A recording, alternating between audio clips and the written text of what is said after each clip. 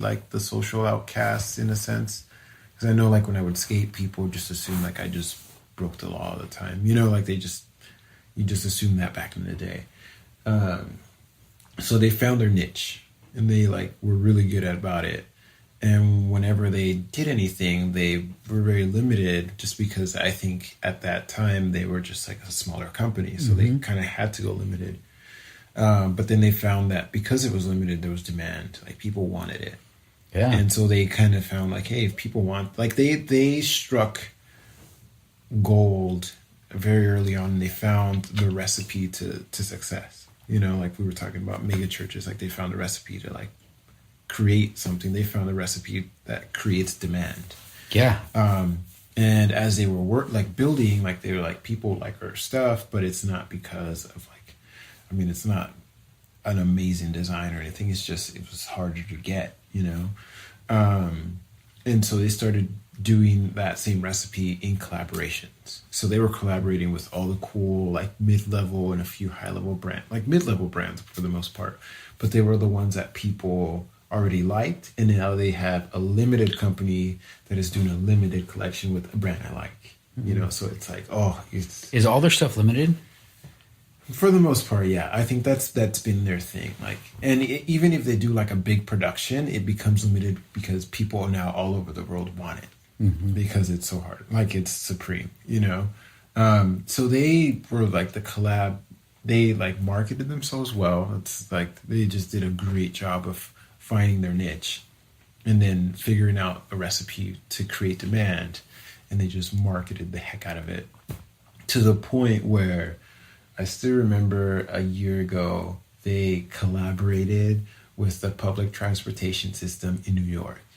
So and that's like, they're so out of the box to do that. That's super out of the box. Exactly. Because they were like, they didn't limit themselves. They continued to grow with like, hey, we found a recipe to create this and we have demand. Well, what does it look like now? Like every other brand is like, can create demand now, like all these like high-end brands do, but like how do we like infiltrate the society that we live in now? Let's do like a collaboration with like Metro, like the Metro company. Like who does that, you know? Right. Really, like cool. But they like created cards that just said Supreme, and they put it in like the booths in New York because you need a tap card to go in on the train, and that's a major way of transportation out there. It's like you go and you randomly get a Supreme card, and you're like, oh, this is kind of cool. You know, it's the same price as the other ones, but it's Supreme. And people, like, the word caught on, like, dude, Supreme is doing a collab. People rushed to these, like, booths and were just, like, paying money to get a card. Just, like, doing it the whole time. They'd finally get a card and, like, finally, and leave. Drop, like, 100, like, $50 just to get a tap card that said Supreme. And they, like, continue to think outside the box. And then they collaborated with Louis Vuitton, which is, like, they went from mid-tier to just, like, the creme of the creme, yeah. You know? And because it's limited and because it's Louis Vuitton's price point's already higher, they would have bumped their price up. And because it's limited, it shot up even more. Higher, yeah. So I worked in the arts district when the pop-up opened, and I was watching thousands of dollars, like transactions happening in the street. Like I was watching it all unfold. Like people would come with bags of stuff they bought in there for thousands of dollars, and they were flipping it for 10,000. Yeah. You know, like it was so much money. You know what I mean? So they took and that. You saw that in the concept. streets. You saw that happening on the street. Right in the streets, dude. Cash. Oh my gosh. Just like wads of like cash. People just like this. You got the bag for me? Yeah, that's like 6,000. All right, 100, 200, 300, 400. There's 1,000, 2,000, and they're just doing it right there. You just see just wads of cash, you know, it was insane. But they found that, and they like just, it's a recipe for success. They created a recipe for success. Created it, yeah. And now they're at a point where they will, like, if they decide to sell it, they're going to cash out like crazy. If not, they were just like, what can we do to like change that game up, you know? I think with the notoriety that they've gained, they can do anything and it will be successful. But it's like, we can do anything and be successful, but what is it that will be like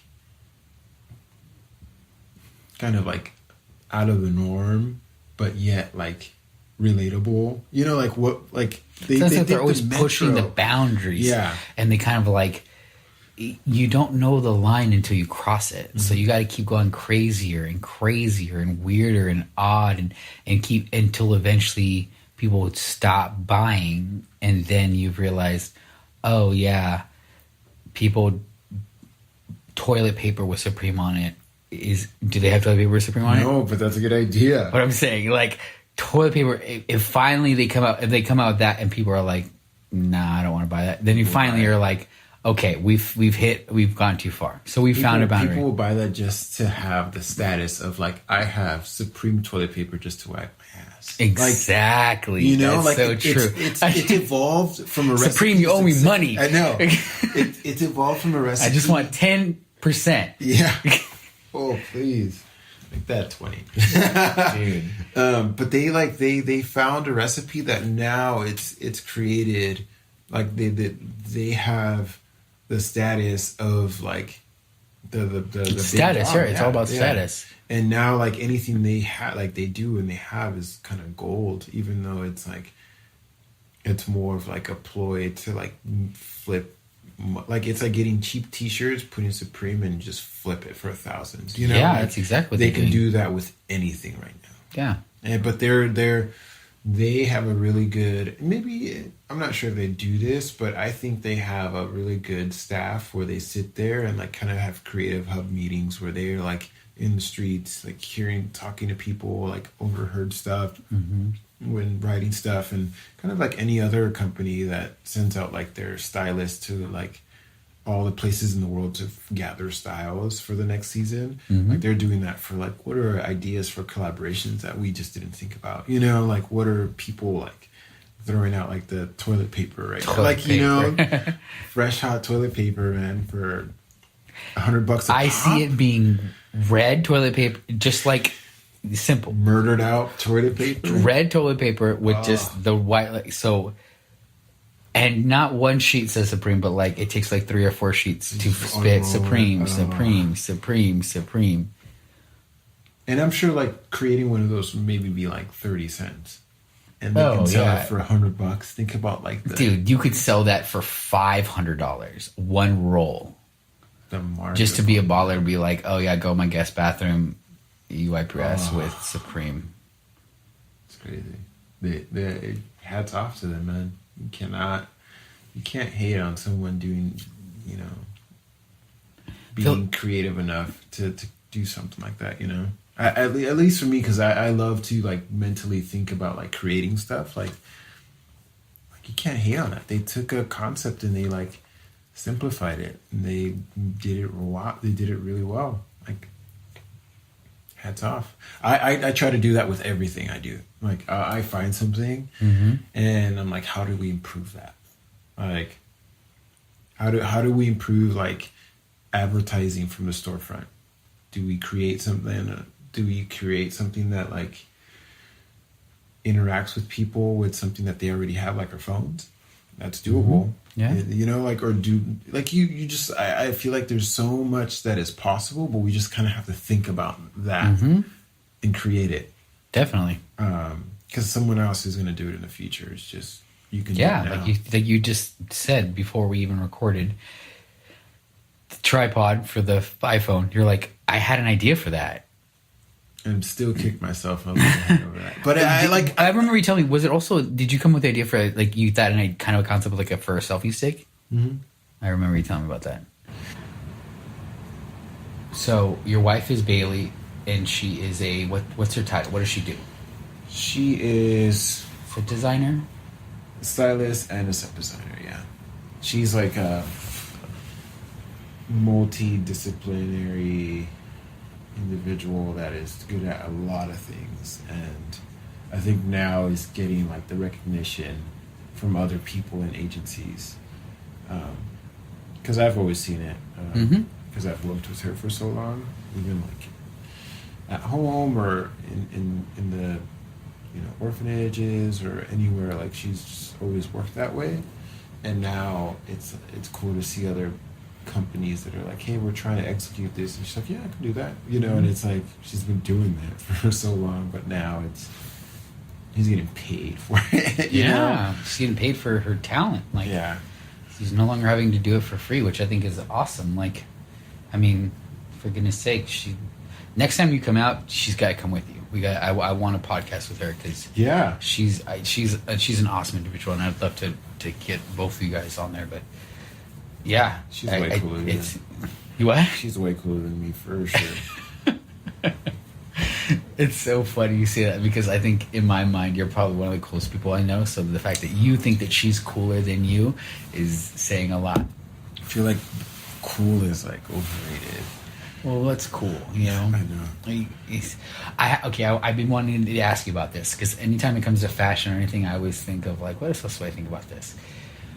I've been noticing that a lot of vloggers have been super capitalizing on merch, and their merch is blowing up. Great example, Logan Paul. Obviously going through a bunch of stuff right now with all his stuff. With clearly, you can go from being the top to doing one thing wrong and being at the bottom. Wait, what is his? I know that he's like became like super famous on YouTube, right? But then I don't know what happened. I know that he like was having crazy parties at his house and like the neighbors were pissed off, but I don't know anything else really. Maybe you're thinking about his brother Jake, because there's the Paul brothers too. There's Logan Paul and there's Jake Paul. Jake Paul, the younger brother, was on the Disney Channel. Both of them start off on Vine. So before Vine died. Oh yeah. They were both on Vine. They were Vine stars. So they perfected like the short clip, little funny videos.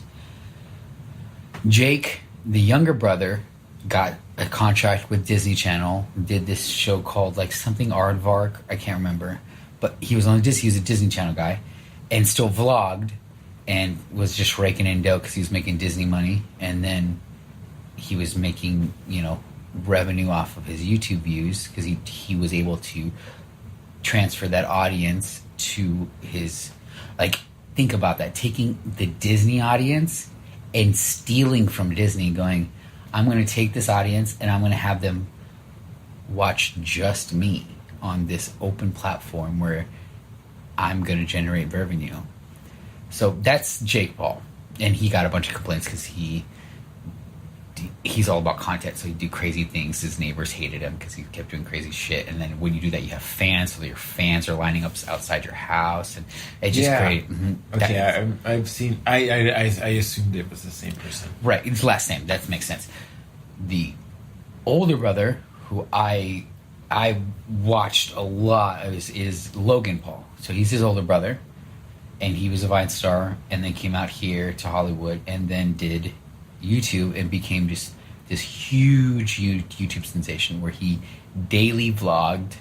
He did everything by himself at first. So he would come up with the concept, shoot, and edit, and put out everything on a daily basis. I don't know if the dude slept, but he just kind of like always worked. That was always, dude. It was crazy, and was put out great content, built a huge fan base, hit 2 million subscribers in like less than just in a few months. Like, he just blew up, and he then started to try to do merch, and it was called Maverick, and it's this kind of, it's just like a V, it looks like a bird. It's a bird because he has a bird, and it's like a very colorful, I don't remember what kind of bird, but it's like a colorful bird, and the name of the bird is Maverick, and that's what he started to print on shirts. He started with socks. That's the thing, is that when I was watching him, he had a lot of views, but he was not in the merch game at all, and he started with socks, like the whole color printed like image socks that were pretty popular for a while. Didn't really sell well. I remember he was struggling to sell those socks. And then I stopped watching him for a while, and then when I watched him again, he had a whole lineup of apparel. So the socks ended up turning into shirts and sweatshirts.